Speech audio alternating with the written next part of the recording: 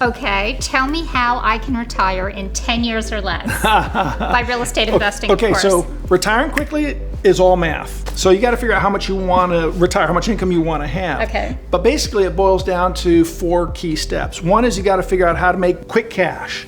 Wholesaling real estate, flipping real estate, whatever it takes. The second thing would be to create a passive reoccurring income. So something like buying rental properties. The third thing, again, I love hard money lending because it's passive income. You can earn 12, 14, 15% annualized rate of return by writing a check and getting a bigger check back. And the fourth thing would be to do everything in a tax-favored environment. If Uncle Sam's hand is in your pocket taking half of everything you ever earn, it's going to take you twice as long to get where you need to get. Quick cash, recurring cash flow.